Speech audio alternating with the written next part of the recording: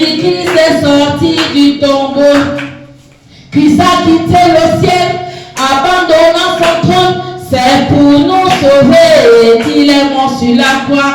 Christ a quitté le ciel, abandonnant son trône. C'est pour nous sauver qu'il est mort sur la croix. Victoire, alléluia. Chantons, crions de joie. Jésus-Christ est sorti du tombeau. Victoire, victoire, alléluia. Chantons, crions de joie. Jésus-Christ est sorti du tombeau. Galilée, Galilée, Galilée, Galilée, Galilée. Je m'en vais à Galilée. Jésus m'a chargé d'annoncer à tous ses frères qu'il est ressuscité. Galilée, Galilée, Galilée, Galilée, Galilée. Je m'en vais à Galilée. Jésus m'a chargé d'annoncer à tous ses frères qu'il est ressuscité. Comment pas encore le faire? Comment pas encore le faire? Comment pas encore le faire? Alléluia. Il guérit, il sauve des vies, ressuscite les morts, il ne change pas. Dieu a fait des miracles, des prodiges, Dieu peut encore le faire. Il va encore le faire, il va encore le faire, il va encore le faire. Alléluia. Il guérit, il sauve des vies, il ressuscite les morts, il ne change pas. Dieu a fait des miracles, des prodiges, Dieu peut encore le faire. Alléluia. Bien-aimé, célèbre Jésus-Christ de Nazareth. Célèbre Abba Père. Célèbre l'ancien des jours. Donne-lui tout l'honneur et toute la gloire. À lui l'honneur, à lui la gloire, à lui la majesté, à lui la magnificence, à lui la beauté, à lui le gloire, à lui la magnificence éternellement. Amen. Amen. Dis Amen. Amen. Amen. Bien-aimé, nous allons passer à la phase de l'adoration. Bien-aimé, je veux que tu adores Dieu. Amen. La Bible dit que Dieu siège au milieu des louanges et des adorations de son peuple. Nous venons de louer Dieu. C'est le moment que tu adores. Dis à Dieu des mots doux. Dis à Dieu comment il est beau, comment il est excellent, comment il est glorieux, comment il est puissant. Alléluia. Ouvre ta bouche et commence à déclarer. Seigneur, ce matin, nous venons, oh Dieu, glorifier ton nom. Nous venons devant le trône de la grâce. Seigneur, dis comment tu es un Dieu glorieux. Tu es un Dieu puissant. Tu es un Dieu plein d'amour. Seigneur, tu es le Dieu qui nous a aimés. Avant la fondation du monde, avant même que nous nous soyons dans le ventre de nos mères, Seigneur, tu nous connaissais. Et tu avais des projets de paix et de bonheur pour nous. Seigneur, tu es le Dieu créateur. C'est toi qui nous as créés. Tu nous as fait hommes et femmes. Tu as créé l'homme à ton image. Et tu as fait de nous une race élue, un sacerdoce royal, une nation sainte. Tu as fait de nous un ambassadeur pour Christ. Tu as fait de nous enfants de Dieu, des fils de Dieu dignes de son nom. Oh, tu as fait de nous des ministres. Tu as fait de nous des apôtres, des évangélistes, des pasteurs, des prophètes et des docteurs. Seigneur, nous venons célébrer ton nom. Nous venons te couronner roi. Ramasser que télébo, chikatabaja. Seigneur, sois honoré, sois élevé ce matin, sois adoré ce matin. La Bible déclare, Dieu veut des adorateurs qui l'adorent en esprit et en vérité. Bien-aimé, adore Dieu ce matin. Adore Dieu ce matin. Riba que téléboche, likarebocha, la kareboche, likatarabash, libraze téléboche, raba leke téléboche, riba sikitinibu shikinibu sakaraba. Mon Dieu, mon Père ce matin, nous venons au Dieu, t'élever, te couronner roi. Tu es le roi des rois, tu es l'ancien des jours, tu es le Dieu à qui ne fait jamais trouver de fraude. Tu es le Dieu de vérité et de justice. Ton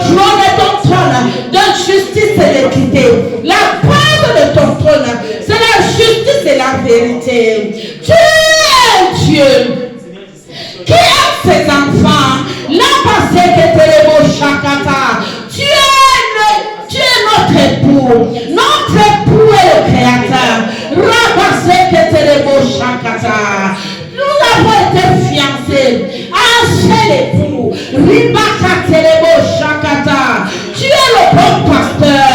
C'est toi qui nous amènes vers les bons pâturages. Là où coule le lait et le miel. Sois honoré. Sois honoré. Sois exalté ce matin. Nous te donnons la gloire. Nous te donnons la louange. À toi la gloire, à toi la louange. À toi la majesté, Seigneur Jésus. À toi la beauté. À toi la gloire. À toi la magnificence et l'éclat. Éternellement. Alléluia. Amen. Répondons dans ta vie par le cœur de ton esprit. Crée à moi un cœur nouveau, je t'en prie. Tu t'appelles, je suis, pour te dire que je sais, parce que rien ne peut troubler mon cœur rempli. S'il faut que je te dise un mot, au-delà de tous mes mots, je te dirai, oh je t'aime, Shiloh, oh Shiloh, inscris ton nom dans mon esprit, sinon je ne saurais pas vivre dans ta vie. Shiloh, ta gloire éclaire tout mon être. Au nom de ton amour, je vis. Shiloh, inscris ton nom dans mon esprit. Sinon, je ne saurais pas vivre dans ta vie. Shiloh, ta gloire éclaire tout mon être. Au nom de ton amour, je vis. De tout mon cœur et pour toute ma vie, je t'aime. De tout mon cœur et pour toute ma vie, je t'aime. De tout mon cœur et pour toute ma vie, je t'aime. De tout mon cœur et pour toute ma vie, je t'aime. Oh, Jésus, oh, je t'aime. Jésus, oh, tu es toute ma vie.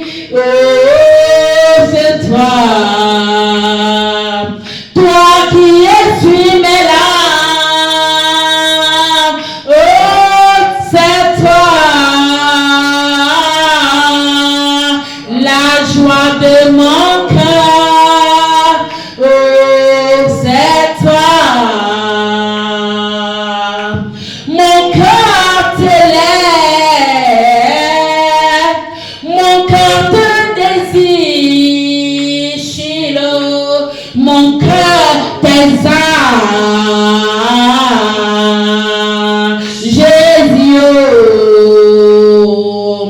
oh, sois élevé, sois béni, Jésus, oh, sois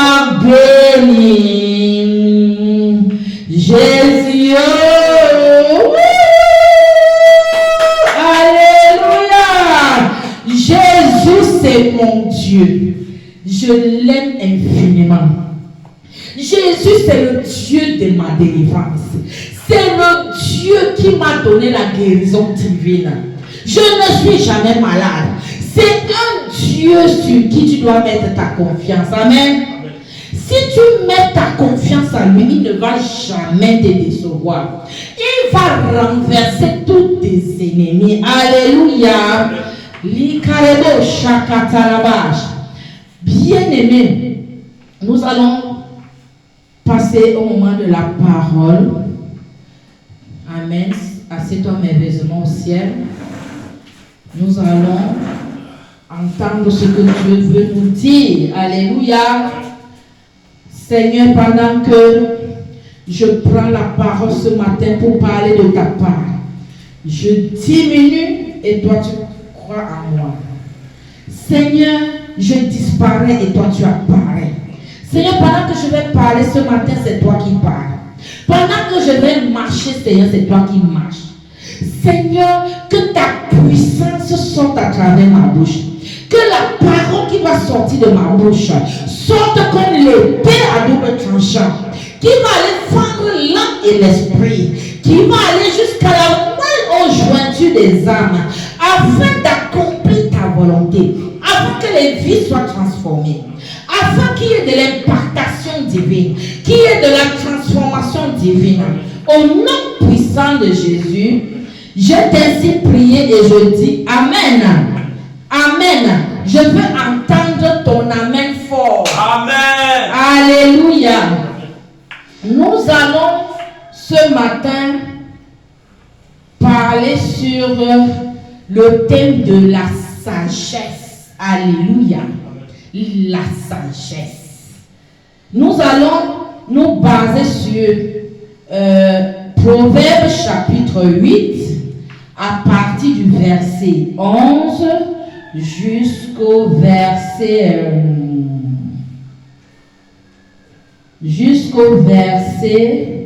21. Alléluia. Donc, du verset 11 au verset 21, je lis au nom de Jésus. Car la sagesse vaut mieux que les perles. Elle a plus de valeur que tous les objets de prix.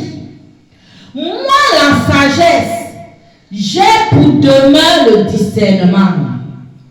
Et je possède la science de la réflexion. 13.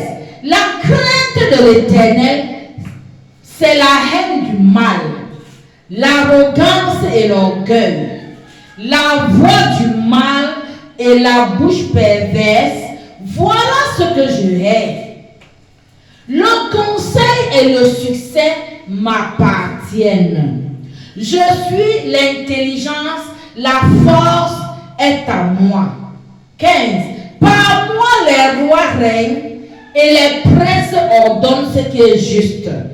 Par moi gouvernent les chefs, les grands, tous les juges de la terre.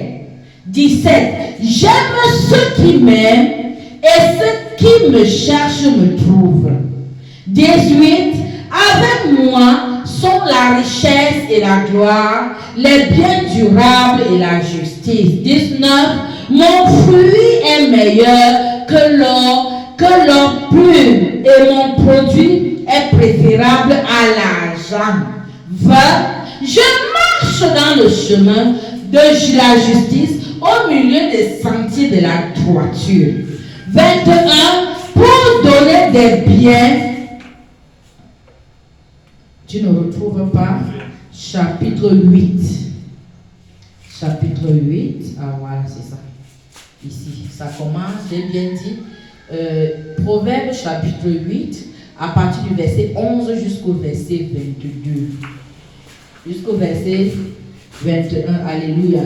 Nous étions donc au verset 18. Avec moi sont la richesse et la gloire, les biens durables et la justice. 19.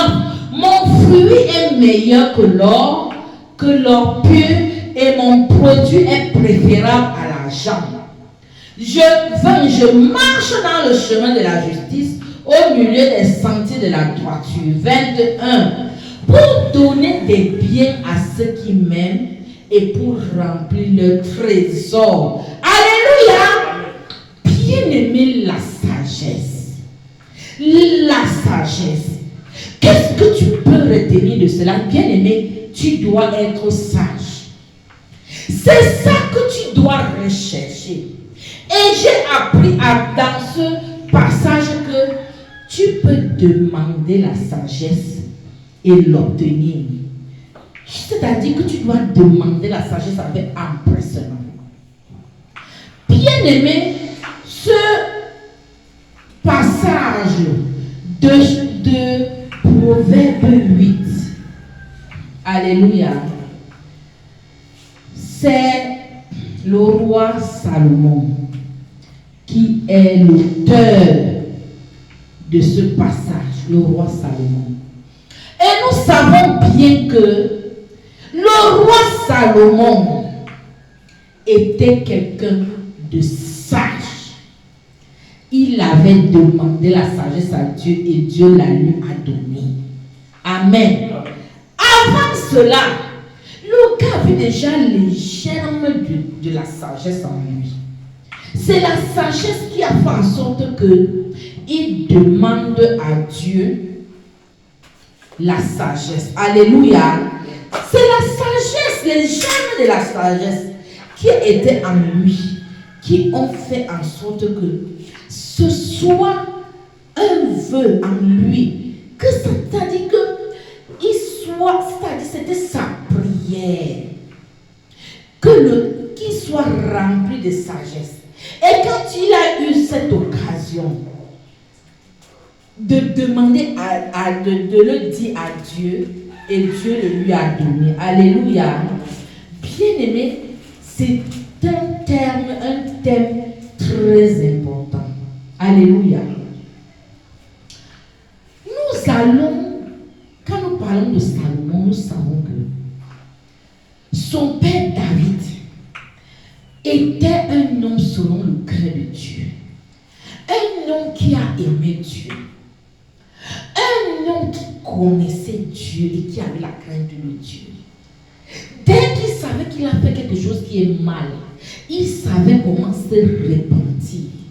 Parce qu'il savait que Dieu, c'est un Dieu de miséricorde. Et David savait ce que Dieu aimait. Et il s'humiliait. Et il demandait pardon. Alléluia. Nous savons donc que David,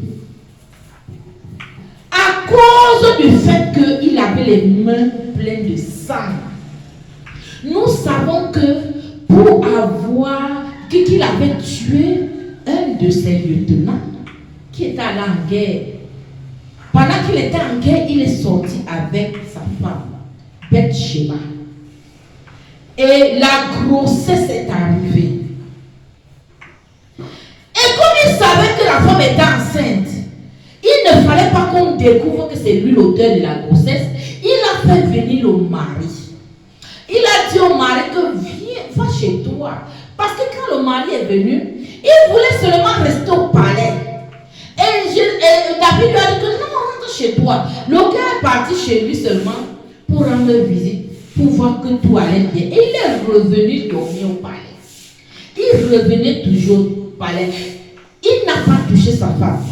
Il savait que quand tu fais une chose importante et que c'est une sorte de jeûne, tu ne touches pas à ta femme. C'est comme ça que ça se passait. Alors le gars savait que même s'il revient auprès de sa femme, il ne doit pas toucher sa femme. Et David savait qu'il n'a rien fait de sa femme. Et que la nouvelle, la vérité allait s'éclater au grand jour.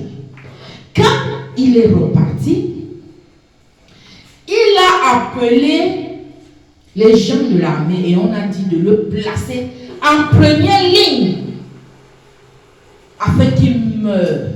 Et il savait que si le mari était déjà mort, il allait être exempt de la honte. Il n'allait plus avoir honte. Mais il ne savait pas que le Dieu Tout-Puissant, qui est omniscient, omniprésent, qui connaît tout, qui voit tout, il est omnipotent, avait déjà tout vu. Amen. C'est comme ça donc que, pendant que lui il était là tranquille, Dieu envoie Nathan, le prophète Nathan, vers David, va parler à David, va lui dire que je ne suis pas content de ce qu'il a fait. Quelqu'un avait sa seule femme, et alors que lui il a plusieurs femmes, mais il vient prendre la seule femme que quelqu'un avait. Donc quand le prophète Nathan est venu, le prophète Nathan a utilisé une certaine tournure dans le langage. Il a utilisé la sagesse.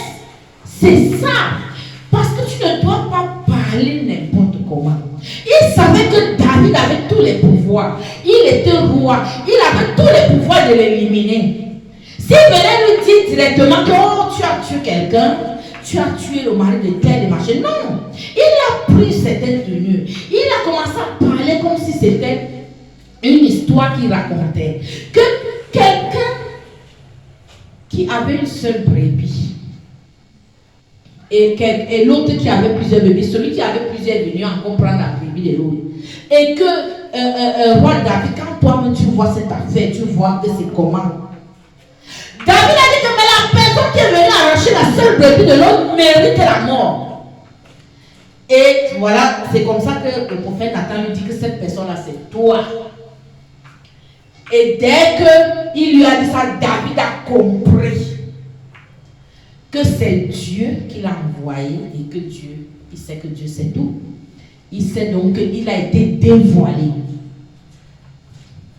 Et Dieu l'a puni. Il a dit que cet enfant-là ne va pas vivre. Malgré tout ce que David a fait, cet enfant est mort selon la parole de l'Éternel. Il a épousé Bathsheba. Mais il avait le sang dans ses mains. Il a trop tué, même avec toutes les guerres. Et c'est comme ça que Dieu a dit que toi, tu ne vas pas me bâtir une maison, parce qu'il s'inquiétait que moi j'habite une maison faite de bois de cèdre. Dieu est dans une tente. Il faut que je fasse quelque chose. Il faut que je construise un temple pour Dieu. Dieu a suivi, c'est l'envoyé, son prophète lui dit que dis à David que ce n'est pas lui qui va me construire le temple, mais son fils Salomon, parce que lui, ses mains ont le sang. Alléluia. Et maintenant, mais par la sagesse, quand tu es un homme sage, il a préparé beaucoup de matériel parce qu'il a vu que c'était une charge lourde pour son fils. Il a prêté beaucoup de matériel pour le temple. Et quand le moment est venu pour Salomon de construire, après avoir construit, le jour de la dédicace, il a fait tellement d'offrandes parce que c'était un homme sage. Il savait ce que Dieu aimait. Il savait que quand tu fais une offrande à Dieu, il est content. Il a fait des offrandes et des offrandes et des offrandes et des offrandes à un nombre important d'offrandes sur l'autel de Dieu. Et Dieu est apparu. Il lui a parlé. Et il lui a dit, qu'est-ce que tu veux, Salomon? Et Salomon a dit que je veux la richesse. Il a dit que je veux la sagesse, pas la richesse. Je veux la sagesse. Waouh! Si c'était toi, tu allais prendre quoi? Déjà, tu allais prendre les richesses, oh, la maison, peut-être les jets privés ou n'importe quoi. Salomon a demandé la sagesse. Bien aimé, parce que quand tu as la sagesse, tu as tout. Voilà ce que le texte nous dit. Je lis encore sur cette version. Je ne sais pas si c'est la même chose. Je crois que c'est la même chose. Car la sagesse vaut mieux que les perles. Alléluia. On dit ici là que par moi les rois règnent. Pas la sagesse, les rois règnent. Parce que c'est la sagesse qui est en train de parler ici. Par moi les rois règnent. Et les princes ordonnent ce qui est juste. Par moi gouvernent les chefs. Ça veut dire que pour être grand là, il faut avoir la sagesse. Quand tu as la sagesse, tu vas toujours rester dans la grandeur. Alléluia. Quand tu as la sagesse, tu vas toujours être riche. C'est ce que nous dit le verset 21.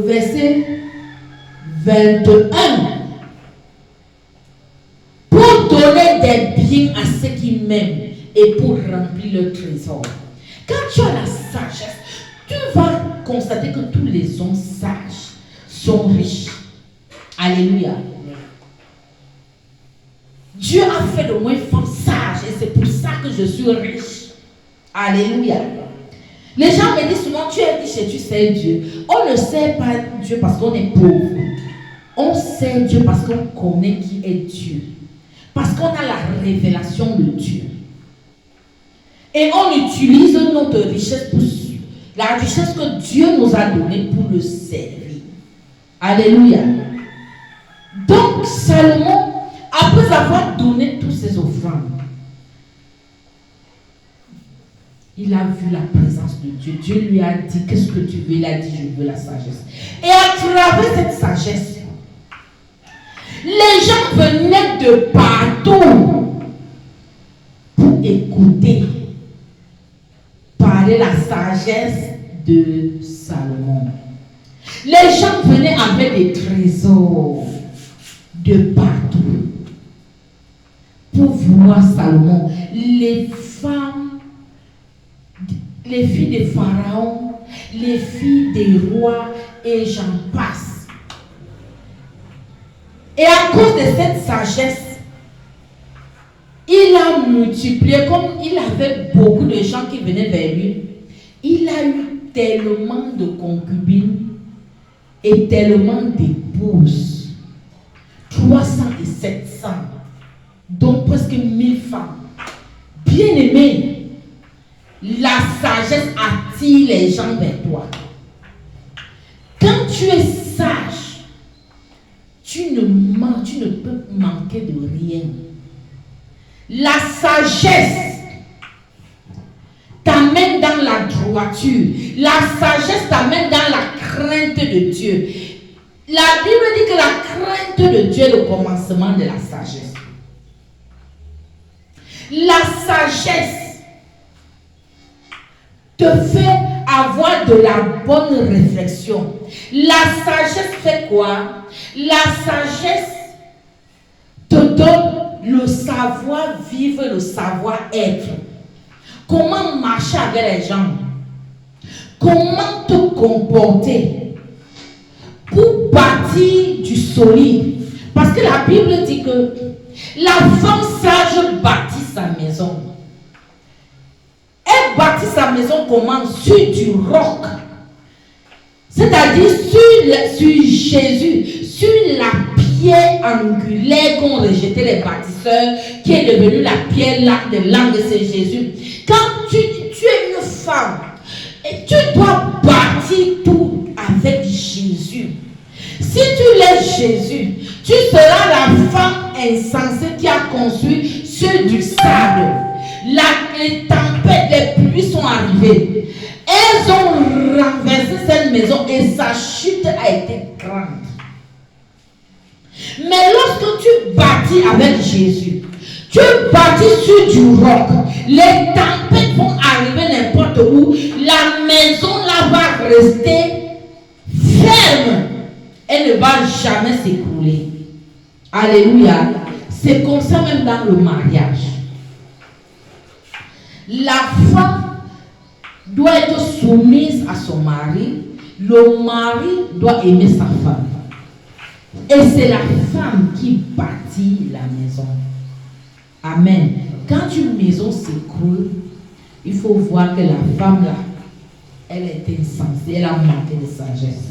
C'est pour ça qu'il y a beaucoup de divorces aujourd'hui. Pareil dans l'église. Nous sommes l'épouse. L'église est l'épouse de Dieu. Et Dieu, le Créateur, il est notre époux. Ça veut dire quoi? Nous devons partir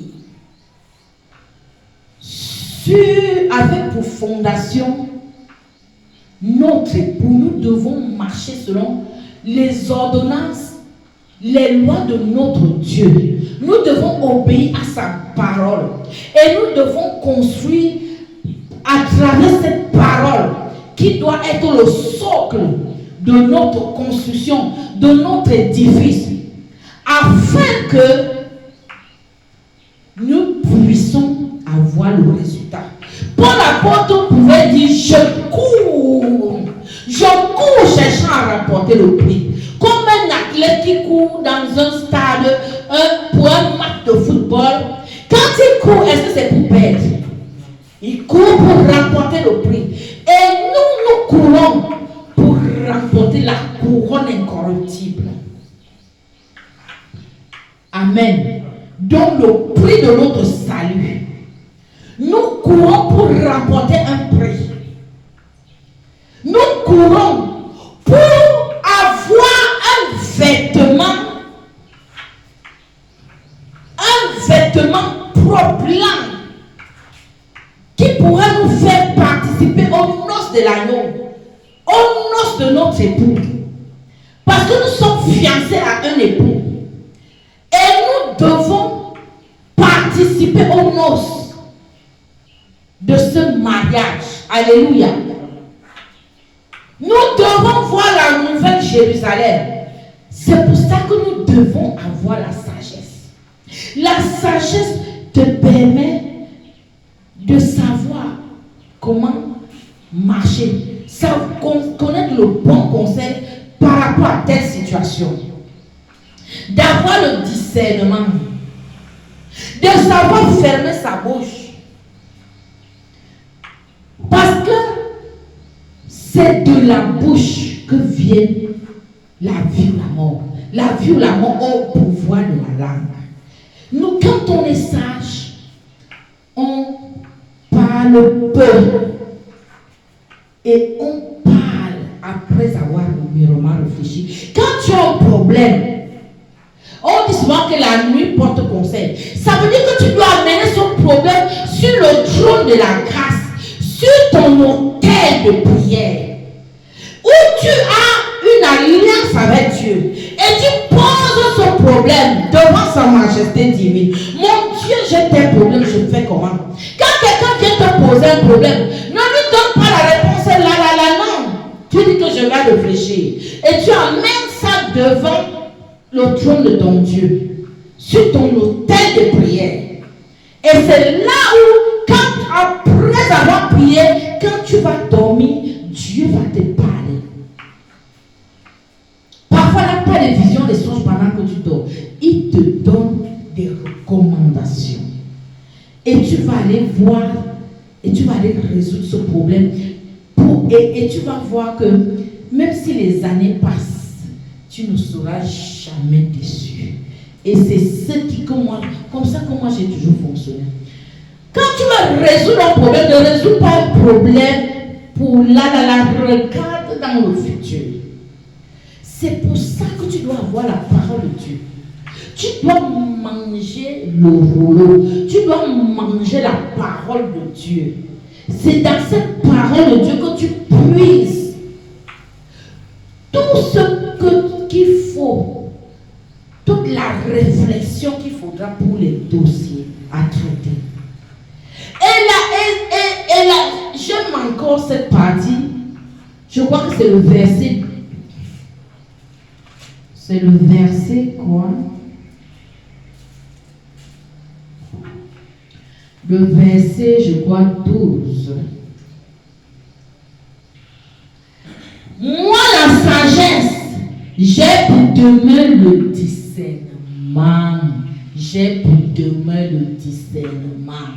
Bien aimé, est-ce que tu discernes même les choses?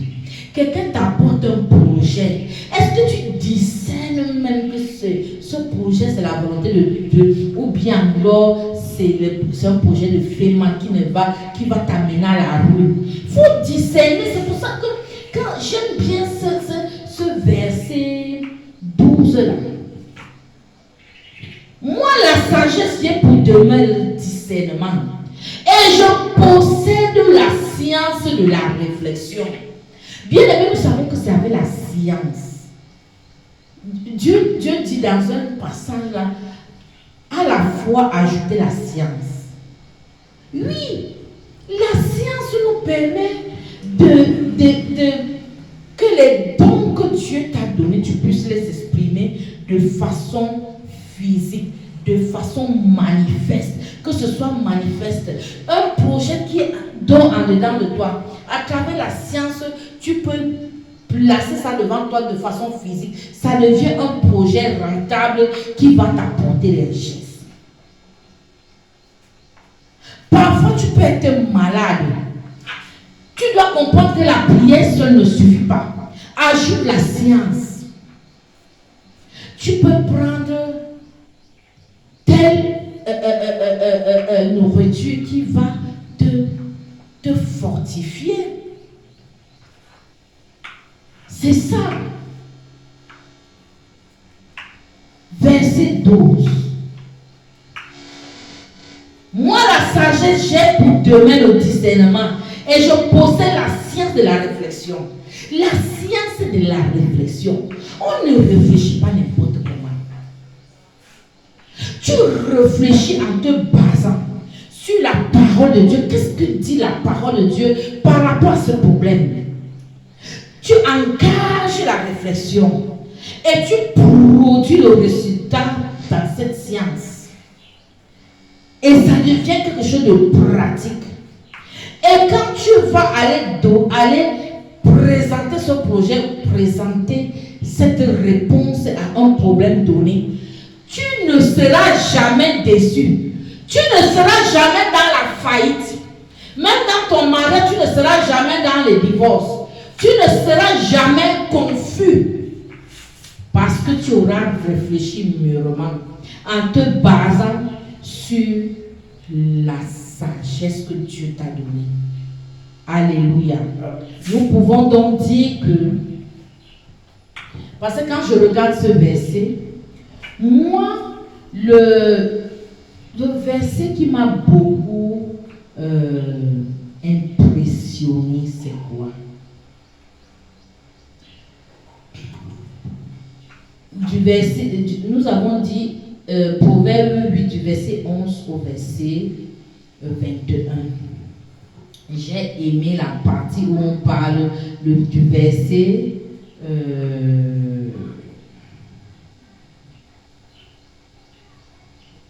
du verset 17. Voilà. Le verset 17 qui dit ceci. J'aime ceux qui m'aiment. Et ceux qui me cherchent me trouvent. Aïe, aïe, aïe. J'aime ceux qui m'aiment. C'est la sagesse qui parle. La sagesse dit qu'elle aime ceux qui l'aiment. Donc, si tu aimes la sagesse va venir vers toi. C'est ce que ça veut dire. Et ceux qui me cherchent me trouvent. Si tu cherches la sagesse, tu vas la trouver. Si tu cherches la sagesse, tu vas devenir un homme sage et une femme sage. Ça veut dire quoi? Aime la sagesse, cherche la sagesse, tu vas devenir un homme sage, une femme sage, et tu vas devenir riche. La richesse que tu cherches là, ce sera dans ça. Salomon a aimé la sagesse. Salomon a cherché la sagesse et il a trouvé la sagesse. Quand Dieu lui a dit, qu'est-ce que tu demandes? Il a dit la sagesse et il a trouvé. Il est devenu l'homme le plus riche. Alléluia. Donc, bien aimé,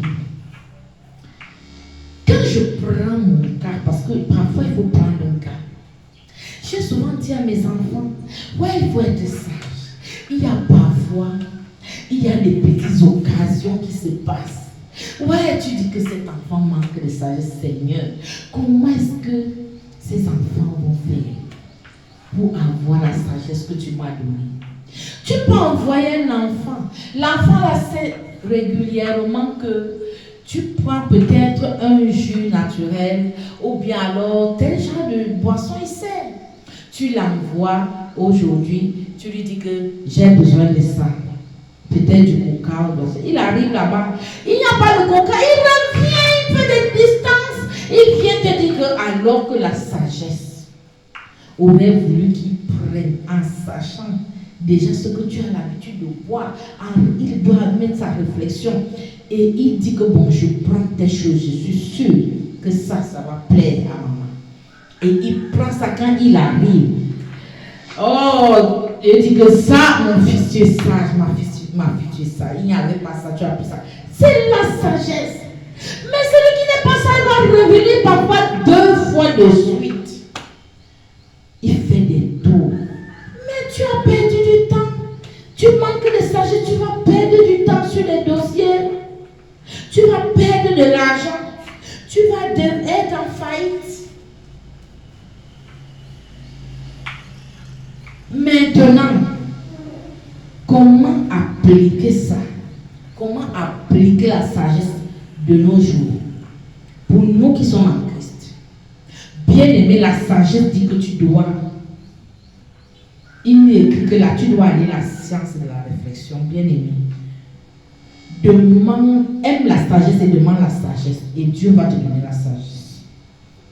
La sagesse doit faire en sorte que tu réfléchisses pour des projets.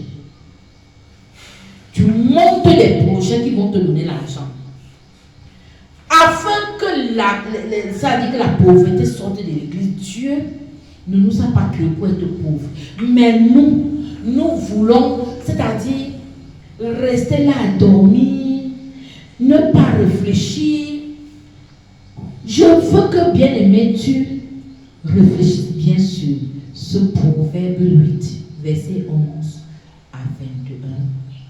Et que après ça, tu montes un projet. Là, qui va te donner. Ce projet, Dieu va le bénir et tu auras de l'argent. Arrête de dire que je ne peux pas s'aimer dans la maison de Dieu, je ne peux pas faire ceci. Dieu t'a déjà tout donné. Dieu t'a tout donné. La balle est dans ton camp. Et si tu n'as pas la sagesse, voilà le secret. Désire, aime la sagesse, désire d'abord. Et maintenant, comme le dit le verset 12, moi la sagesse j'ai pour vous. Attends, c'est où?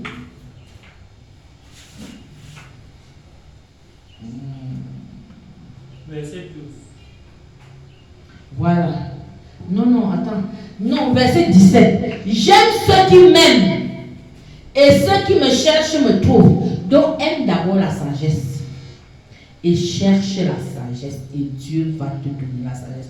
La sagesse va te trouver. La sagesse c'est Dieu. Dieu est un Dieu de sagesse. Le Saint-Esprit, c'est l'esprit de l'intelligence et de sagesse. C'est le Saint-Esprit même qui est cet esprit d'intelligence et de sagesse. Et c'est le Saint-Esprit qui est en train de te parler pour te dire que si tu m'aimes,